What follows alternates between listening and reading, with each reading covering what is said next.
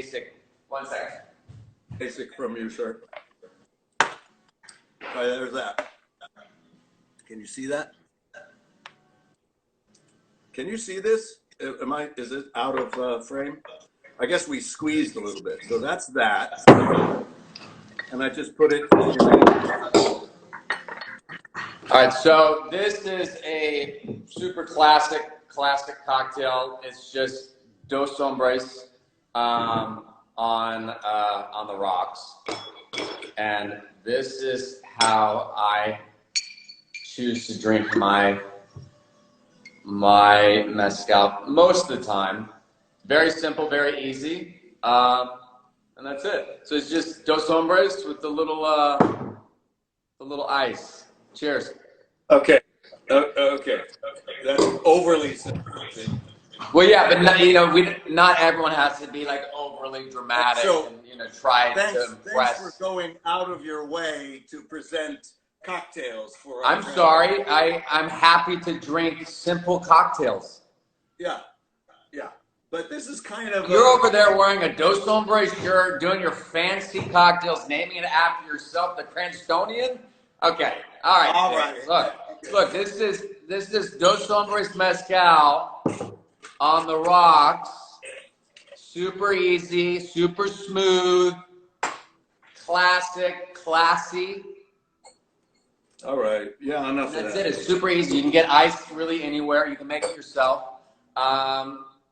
Yeah, you done? Large ice cubes, small, crushed. You're about these snow cones. Ice cubes? Yeah, I made these ice cubes. Yeah. Okay. Yeah, you didn't hurt yourself thinking about that. Jeez. All right, let's see your next. Let's see your next cocktail. It takes dos to tango. Okay, let's see it. All right. So obviously we start, and again, it's just a single drink. You might want to double this if you have guests or a partner or whatever. So I just go with 1 ounce Dos Hombres, 1 ounce of Cointreau. All right. And an ounce of guava nectar, not guava, mango nectar or mango syrup. And this is, you do it to taste. If you like it a lot, you put a dash more in. If not, and then the last thing is a little agave nectar, which I just a little bit, not a lot, and put it in, sticking with our native plant, right? All right, that's that.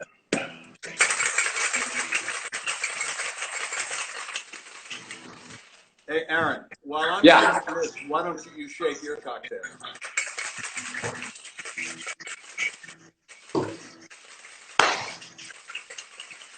Hey, I'm gonna be showing you guys a great cocktail in a little bit.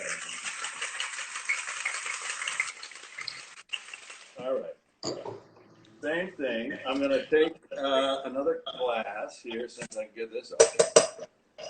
Take another glass. This time with the takes dos to tango, I'm going to put it in a little bit of lime sugar as the crust.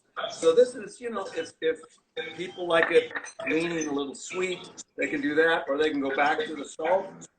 Anything's fair. Whatever your taste is your taste, and we support that. All right, so here we go. I'm going to pour this in now.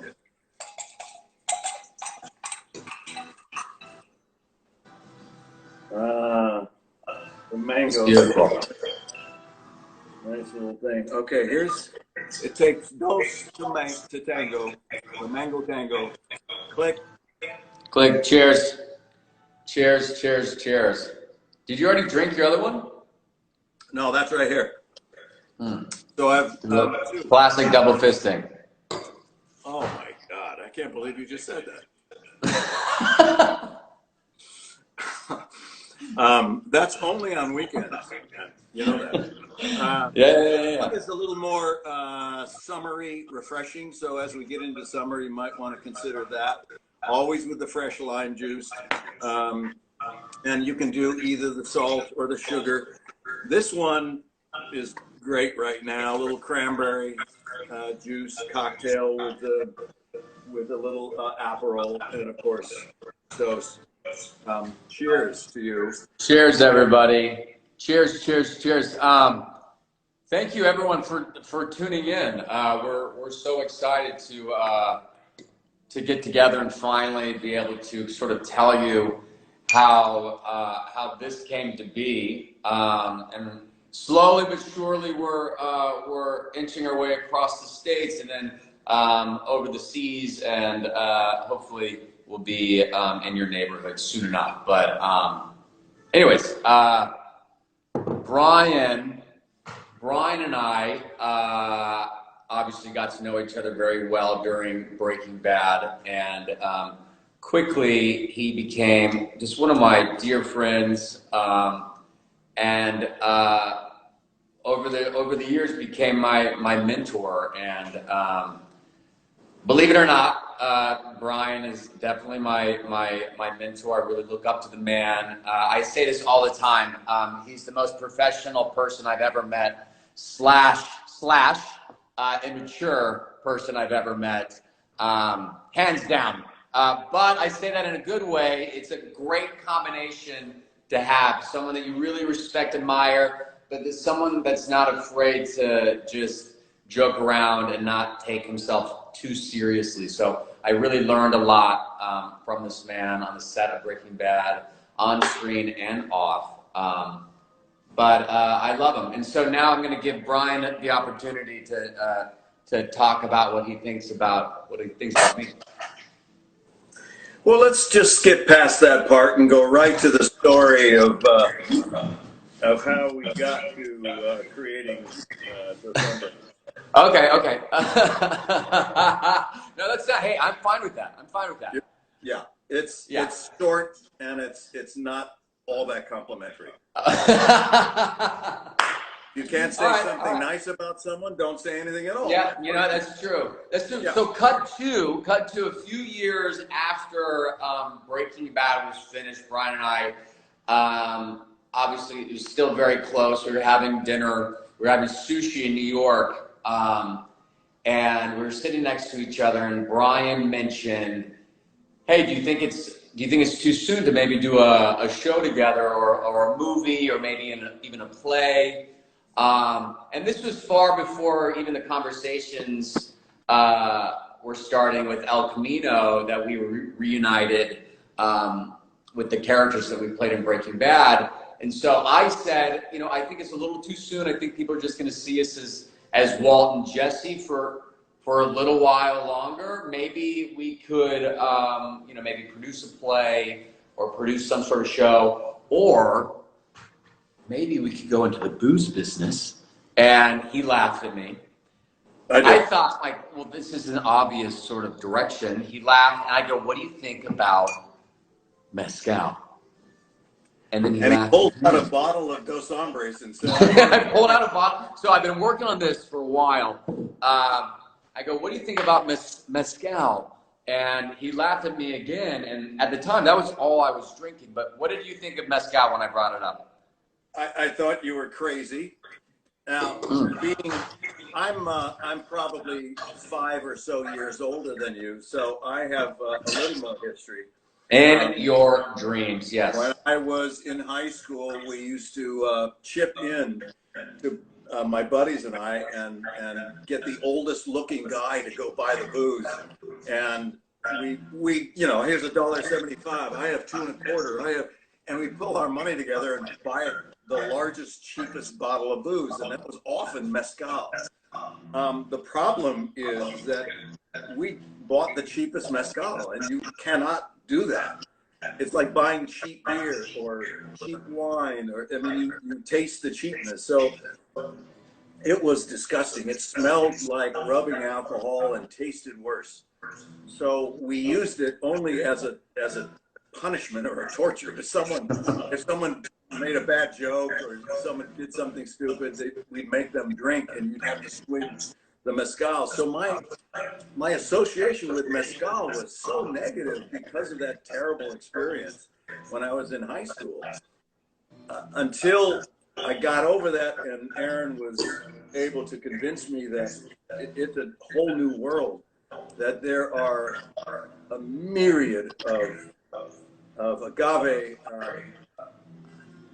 varietals that make so many. Some are wild, some are planted, some are farmed, and it ranges. I think there are like I don't know, 150 different varietals of agave plants. And so we went to a mezcal bar. We tasted some. I couldn't believe it. It was delicious. Some were too powerful for me. Yeah. Some were too smoky. I feel like Goldilocks.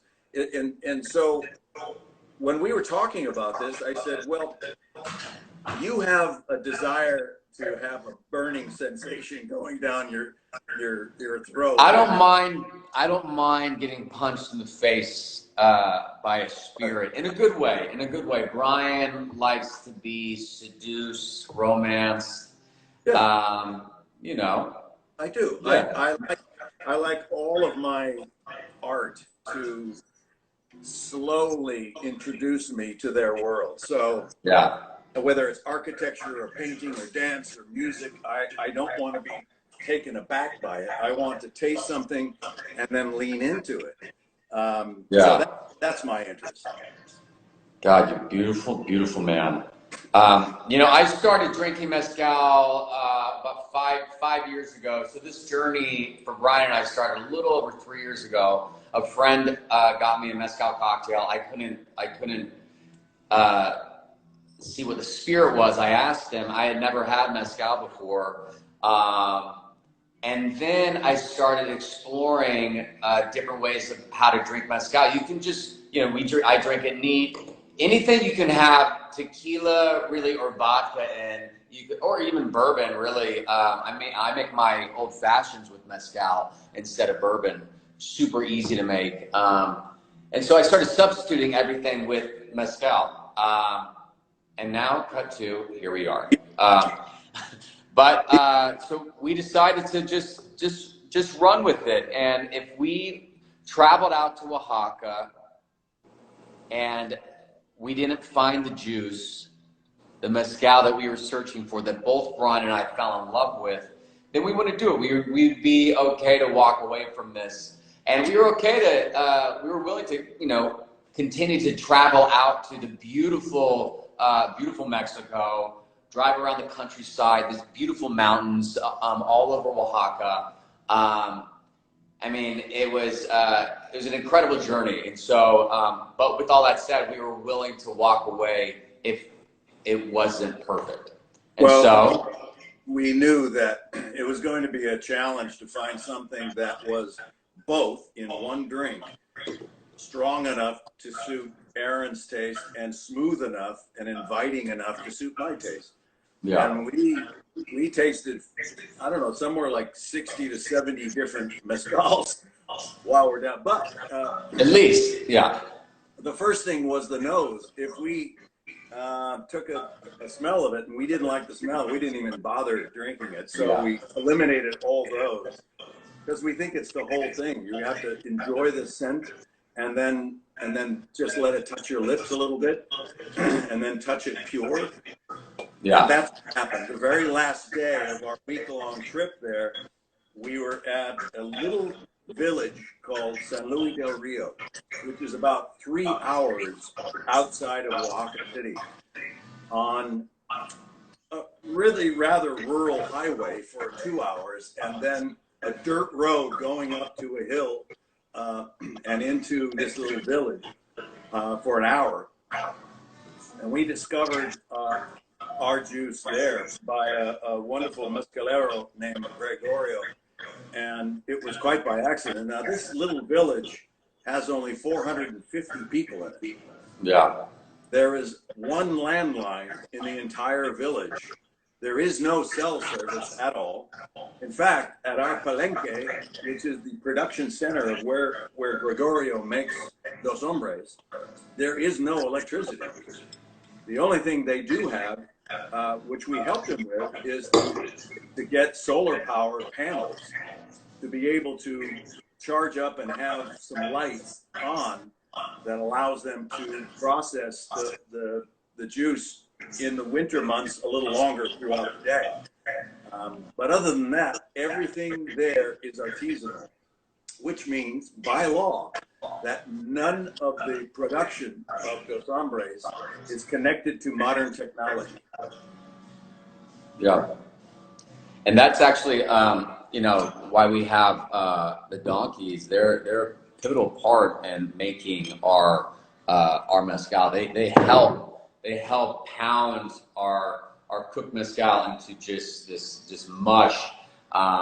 It's just a part of the process of cooking our mezcal. But you know, we weren't even supposed to see this particular palenque. We were on our way out of this village that we trekked to. Beautiful village, beautiful community. But on our way out, someone came running up to us and said, "Look, there's one more palenque if you want to take a look. It's a bit of a trek.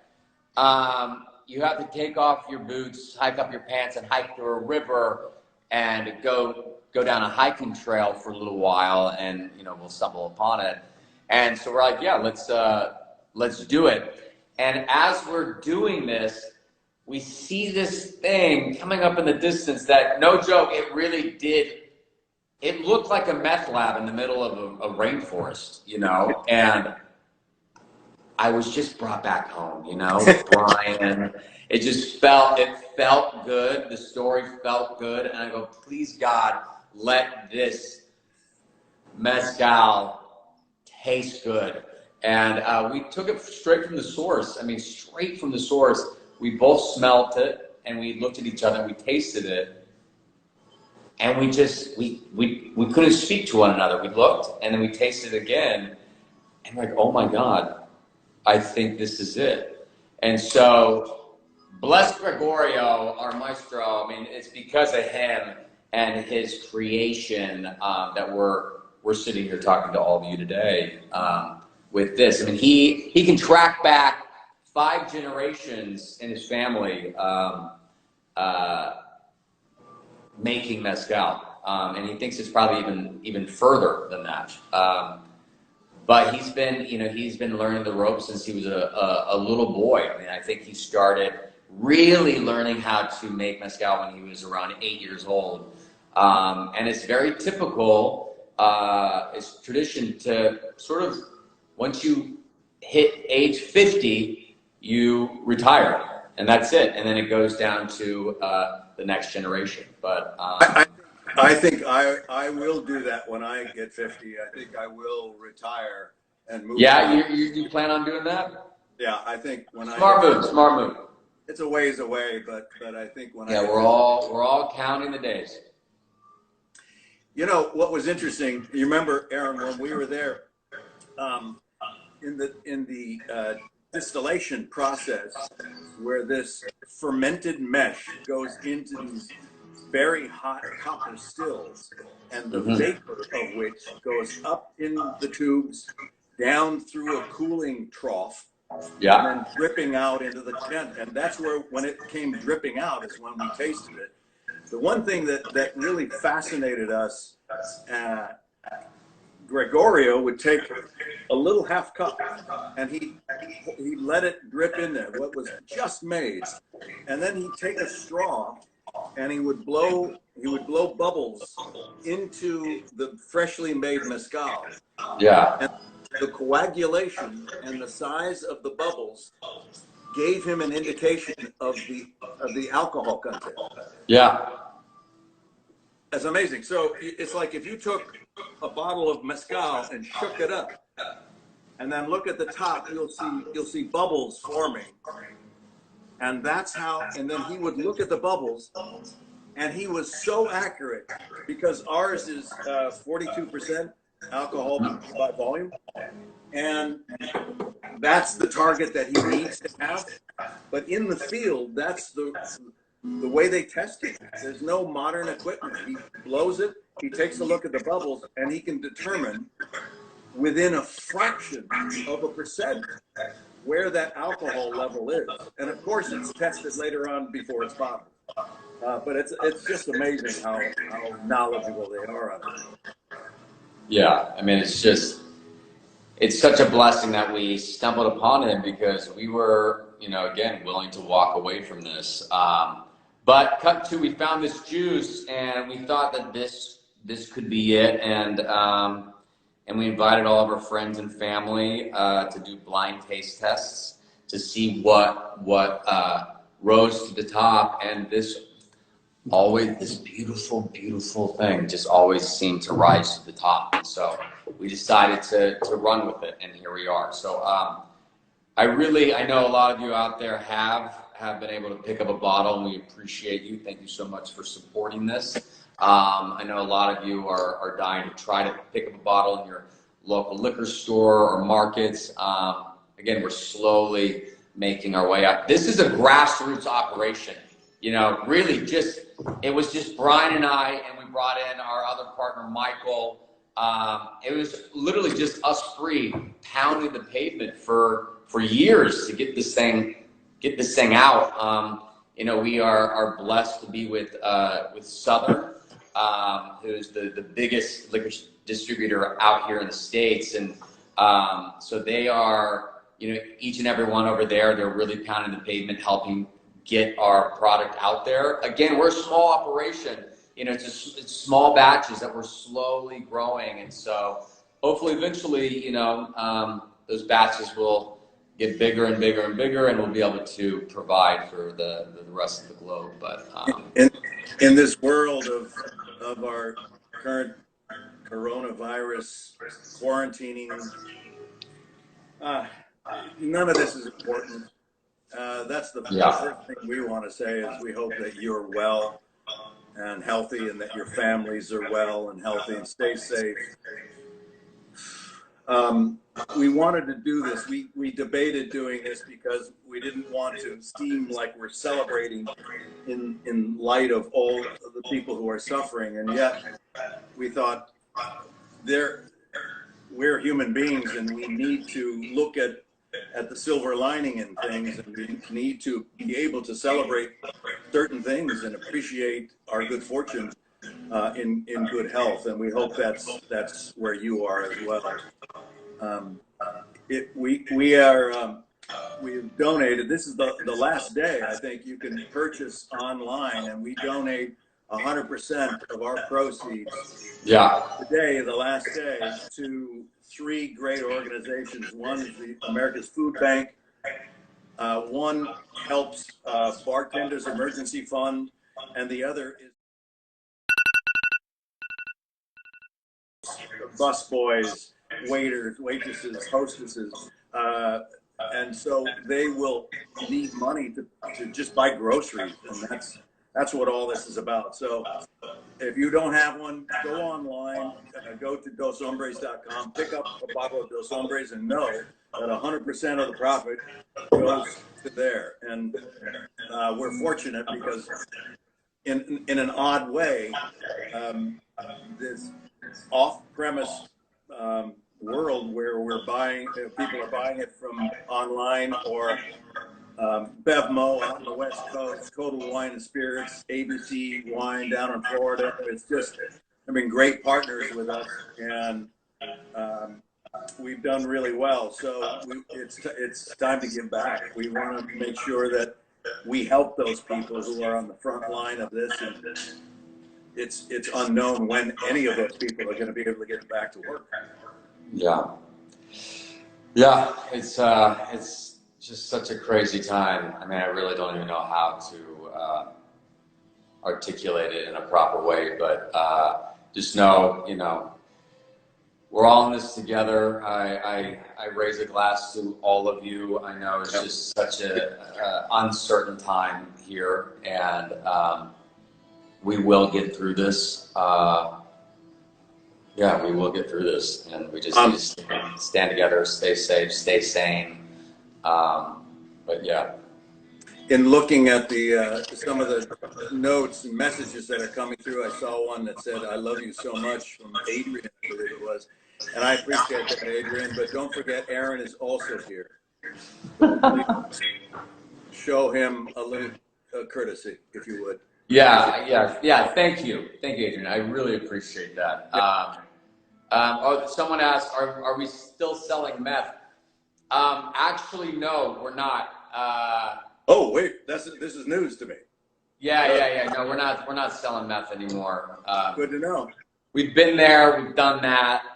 We've now moved on to mezcal. So, yeah, who knows what's next? You know, who knows? Oh, there it is. Someone said, "I love you, Aaron." That's sweet. I know. Oh, thank you. Love you back. Oh, had to hey come Norway, when I see you. love Aaron Hey too. Norway, God, I love Norway. We're getting people from, I saw it was from Colombia and from Brazil and just all over. It's really great. Oh, is the pizza still on the roof? You know what? As far as I know. As far yeah. Bless that beautiful couple and the people that own the White House. People would drive by their house and throw pizzas on the roof. It's not a nice thing to do, you know. Talking about is Dos Hombres available in Mexico, and we're working on it. As you might have guessed, you know, it's dealing with an alcoholic product is not like anything else because of all the restrictions that come along with it. So every state in the United States has their own criteria for what's accepted and what's not. And so too with every single country. So what we've been focusing on, we're not even a year old, is to be able to, you know, really focus on North America at first and get well established there and then expand out. We're soon going to be in Europe, coming very soon. I don't know if we can announce that, but we'll make an announcement on that as soon as we can. And Mexico is the same. We're working very closely, and we think within a few weeks that we will be available in Mexico. And also, you know, I want to say, to be honest, this was my reintroduction to mezcal, and there are so many beautiful mezcals out there. So if you start to enjoy Dos Hombres, you may want to also experiment with the other kinds of mezcals. It's a big tent. We hope you enjoy ours, but also we're just scratching the surface. The amount of great mezcals that are out there on the market. Some are very hard to find. Some are very expensive. Now, for example, our mezcal is an espadin. And the espadin plant takes 6 years to come to maturity before it can be harvested. There are some plants that could be 25 or 30 years before that plant is mature enough to be harvested and made into a mezcal. So it's very weather dependent, rain dependent, and sun, and how much time. It's really very dependent on agricultural situations. Can we talk about our future project that we're working on right now? Yeah. Speaking of mezcal, well, we're working on a tobola that will be coming out during the holidays. A very limited number of bottles, but our tobola, we harvest the agave at 25 years old. So it's a much different sort of process from our espadin, but we're just designing the bottle now. I think the next steps are just kind of getting the label and everything approved. But yeah, it will be out on the market soon enough. But again, what Bryan was saying, to go back, we are really trying very hard to get this on the shelves in Mexico, where it came from. We're so proud to be working with the Mexican community out there. Each time I go out there, I just fall in love with the people and the community and the surroundings over and over and over again. And once this pandemic that the globe is going through, once this is all behind us and we're able to travel again. My God, what a luxury it is. What a luxury it is to just go outside of your house or your apartment and be with your friends. What a blessing. So I can't wait to get back out to, across the border and be with the beautiful community of Oaxaca and raise a glass with all of them. And What's really interesting is here's two American guys, have some celebrity or fame, and we're on this quest to find this juice if we can. And there have been less altruistic people who have gone down there to try to rape the country and just take for themselves. It's a sad situation. What was really, really wonderful and a great experience for us is that two American guys going down to Oaxaca, going into the foothills, 3 hours away from the largest town, and we meet Gregorio.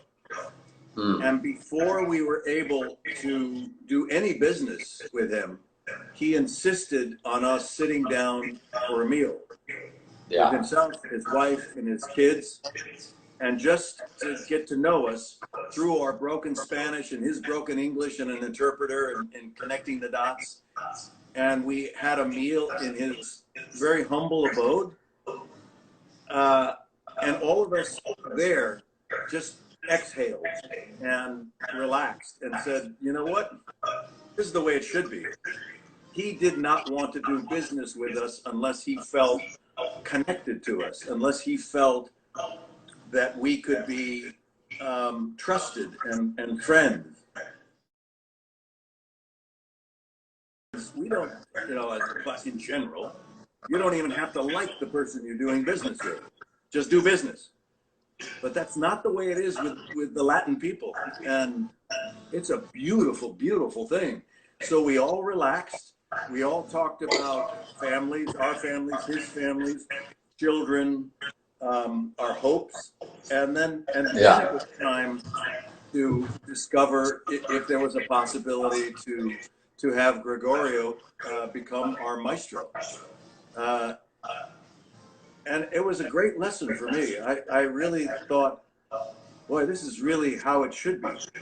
And I really embraced that culture and the way they need to feel comfortable and trusted of other people before they do business.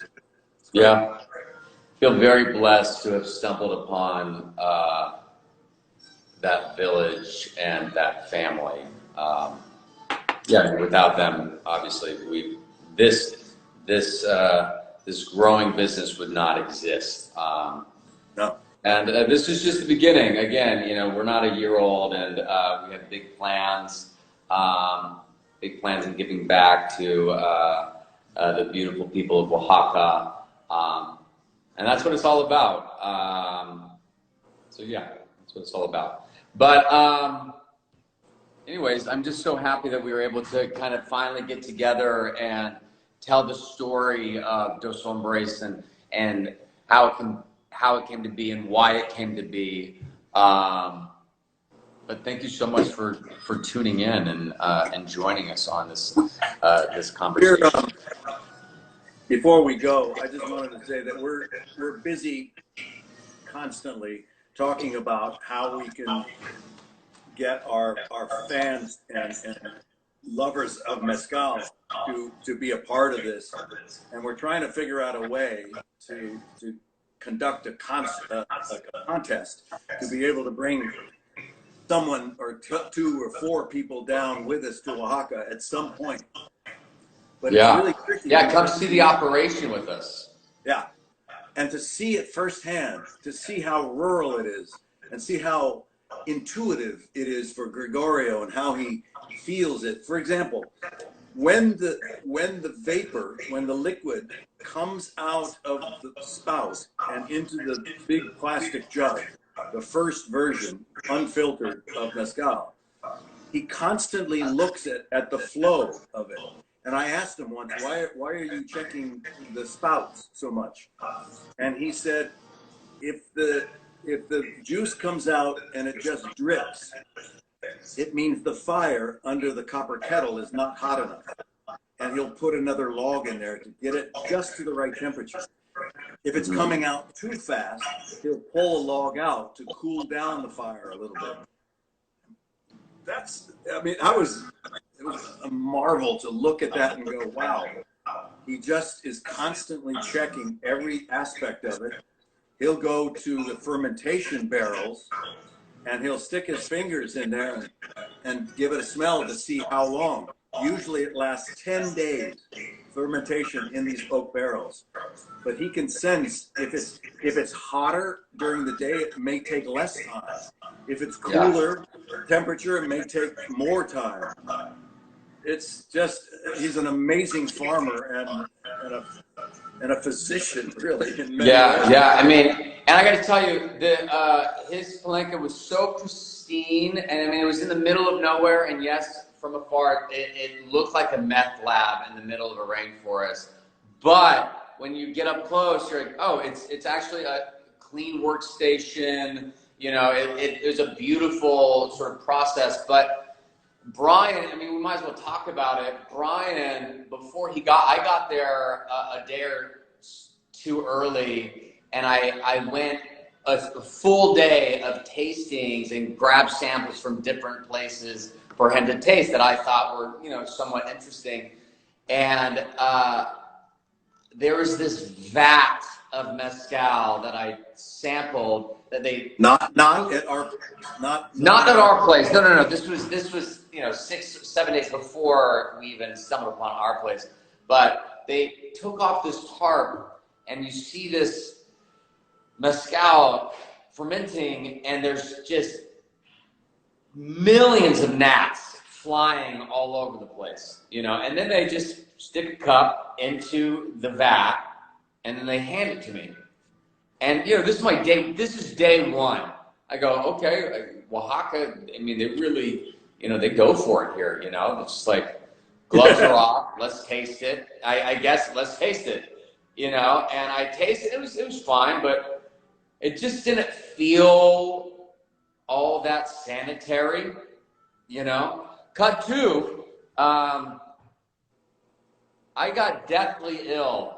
All of us did, besides Bryan. All of us got deathly ill, I think, from that first day of drinking the Nat mezcal.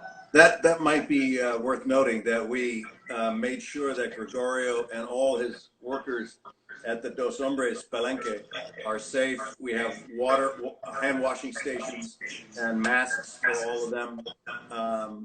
And anything that Gregorio asked for, we just provided.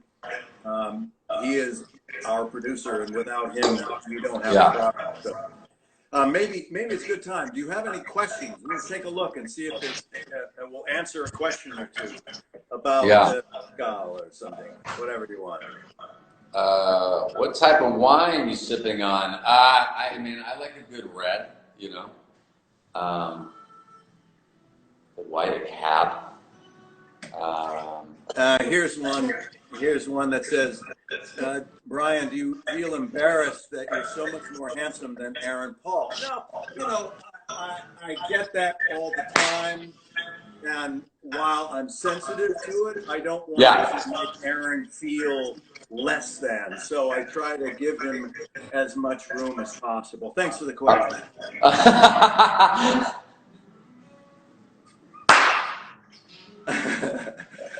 Oh, God. Oh my God. What else? What else is there? Is it worth $70 a bottle of mezcal? Well, I don't know where you're buying it. We're not $70 a bottle. Where are you buying that? You know, for all the reasons that we talked about. By the way, and you see it says mezcal artisanal. This is governed by the Mexican government. Is that it is old-fashioned, old-world processing. And like I said, there's no electricity at our palenque. If there was any modern technology used in the process of our mezcal, we could not say artisanal on the bottle. So for you, when you go to a liquor store or Total Wine or Bevmo or whatever, if you look at it and it says artisanal, you know that's what it means. It's old world, old ways. The ingredients to make Dos Hombres is agave, espadín agave, and water. Yeah. That's it. So, it's beautiful. It's a beautiful, beautiful mezcal.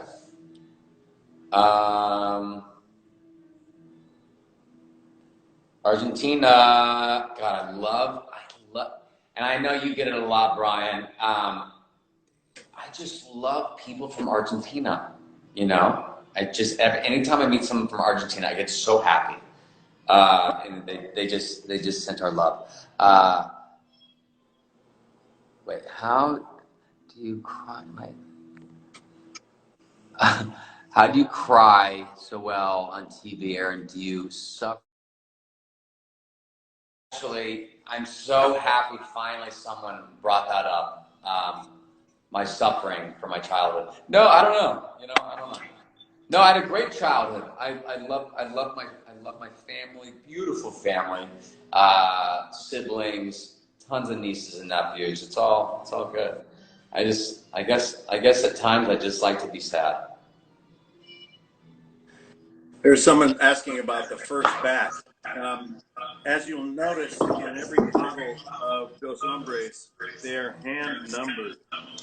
The batch number and the bottle number is written by hand down in. Yeah, what are you? Right now I have batch number 5, and this is bottle number 1358. I'm batch 6. This is bottle 5826. Yeah. Each one is numbered. It just so happens, because this was Aaron's idea, he has the very first bottle of the very first batch. Yes. And I have the second bottle of the very first batch.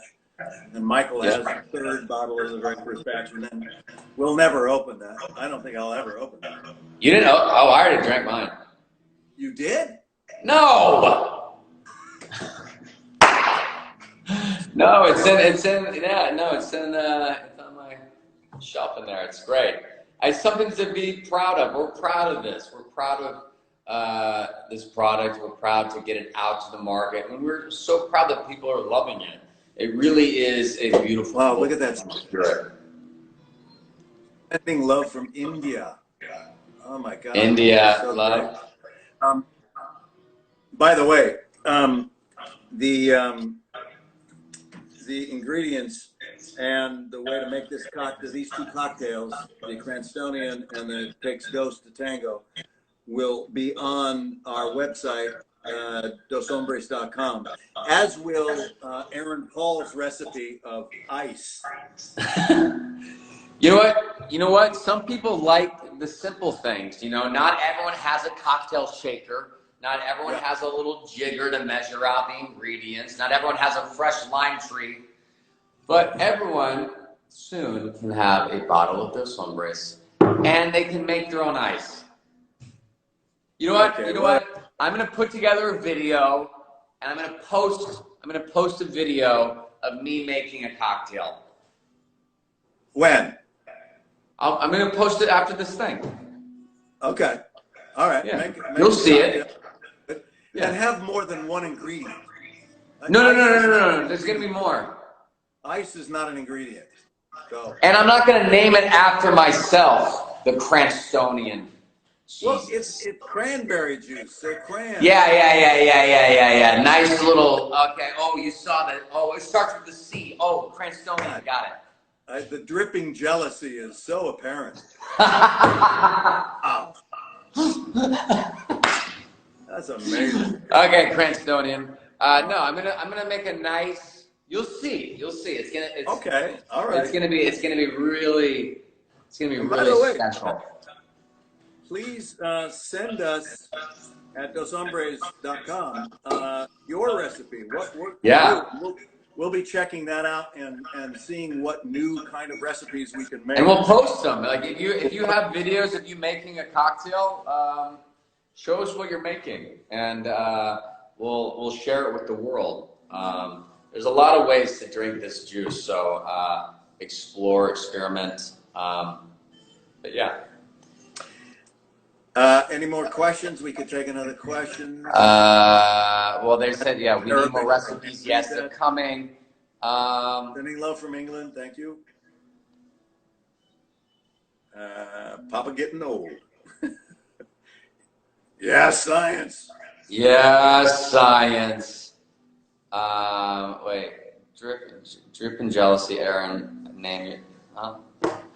Yeah, there's always dripping jealousy. Say my name, please. I don't know. It doesn't say. Well, say my name. Oh, see, Argentina again. And Iran. Florida. Yes, we're in Florida. Yes, we are in Florida. From Italy and Iran and India. India. Wow, there's Brazil, people all over the world. The Ukraine. Peru. Iraq. Peru. Yeah. We'll take another question or two, but before we go, I wanted to mention again, if you go online, doshombres.com, and buy a bottle now, 100% of the proceeds, just like they have for the last 2 weeks, 100% of the proceeds will go to 3 really valuable charities: the food pantry, the bartenders emergency funds, and the hospitality workers emergency fund. Yes. Please do right now. Thank you for that. It's a win-win. You know, you get to drink some good booze, and also you're giving back to people in need. So yeah, please support when you can. Great. And there was another message I had, but Aaron interrupted me, and I forgot what it was. What? What'd you just say? What was it? Austria, Saudi Arabia, fantastic. Oh, I just think, listen, we're having a lot of fun, but I keep thinking about all those people who are really hurting and really have lost their jobs or are ill from this virus. And we don't want to make light of that. It's, you know, we want to do what we can to help them. And so this little gesture that we've made so far is helping a lot. We have a big check to write for them. We're happy to do it. And we'll take other suggestions, you know. So we do have someone monitoring the incoming mail, and we do read everything. So please do give us suggestions as they come. But watch your language. You know who I'm talking about. Yeah, that's right. Yeah. Yeah. Yes. Yes, exactly. It's a wild time we are in. My good God. Is there going to be another El Camino? Is there going to be a follow-up to El Camino? I just read that question. Aaron, do you know anything? Yeah, we shot it. It should be coming out sometime next year. No, we're I think that was it. You know, I think El Camino was the send-off of Pinkman. There may be another Breaking Bad story. Who knows? I don't know. Really? What have you heard? No, I'm just saying there's a Breaking Bad universe out there. You know, there's Breaking Bad, there's Better Call Saul, there's El Camino, there's, you know, who knows? I mean, could there be another story within that universe? Yeah, absolutely. Do I know if that's going to happen? No. Should it happen? I mean, I don't know. You know, we always get asked about Better Call Saul and whether Jesse or Walt are going to show up on that show. Yeah. You know, I don't know how many times we got to tell Vince we're ready to do it.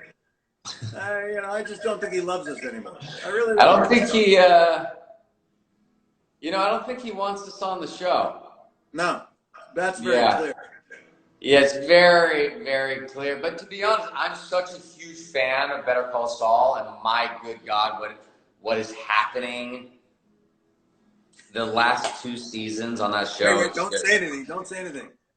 What do you mean, don't say anything? Well, because I haven't seen season 5 yet. Talking with Vince and Aaron, and I said, oh, yes. I said, I can't find season 5, and I didn't start it in time, and I'm not going to do season 5, episode 4 and go on. So yeah. I need to start from the beginning, and I said to Vince, hey, can you send me some DVDs or something?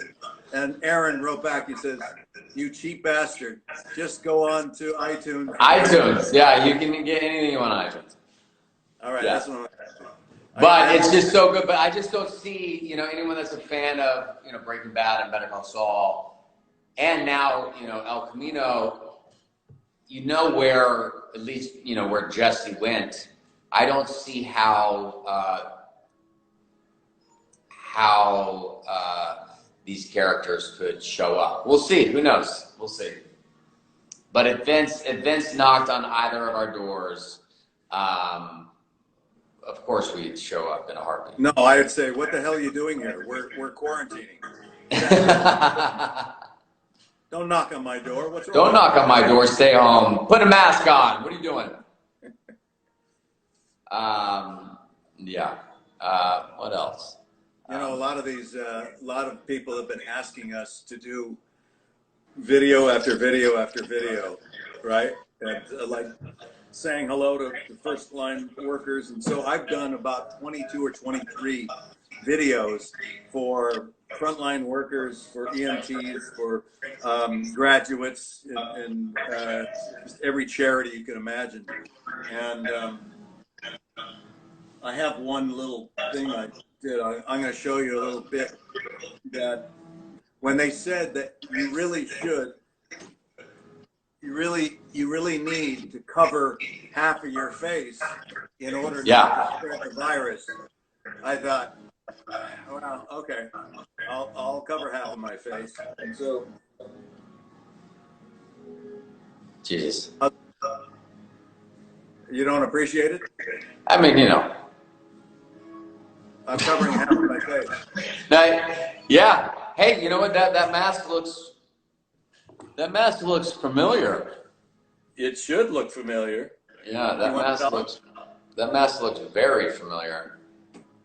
Yeah. Yes.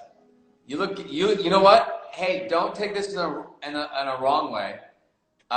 You actually look better in a mask.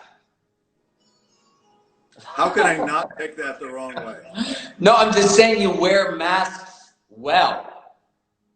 Well, I know that. Not everyone wears masks well. Yeah. You wear masks really, really well. And you want to open up this video with that mask? Yeah. Well, do you want to also show everyone watching that you're really bald in real life?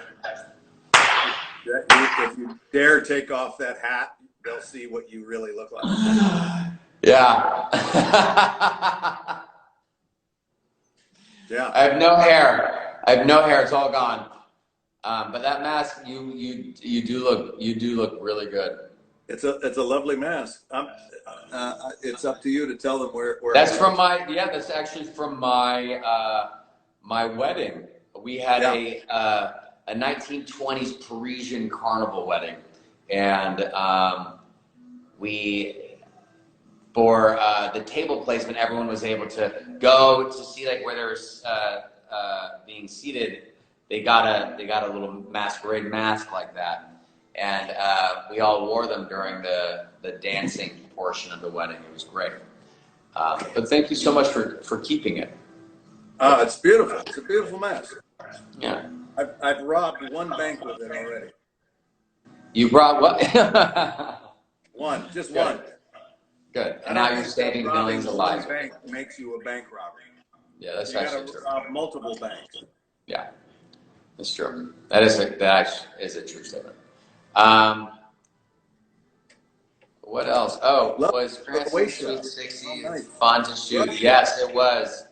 I don't know if you guys have seen, all of you have seen Bryan Cranston's sweet 60th birthday party that he helped sort of, he birthed the idea with Jimmy Kimmel, and I was a small part of it, but it's a play on the spoiled 16-year-old birthdays, like the spoiled kids not getting the cars that they want.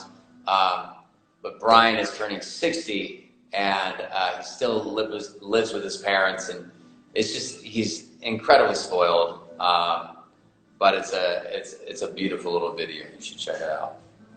It's fun. It was that was Jimmy's idea, and we were happy to do it. Oh, was it? You know, that makes sense. I actually wore, I kept that lion costume. I wear a lion costume.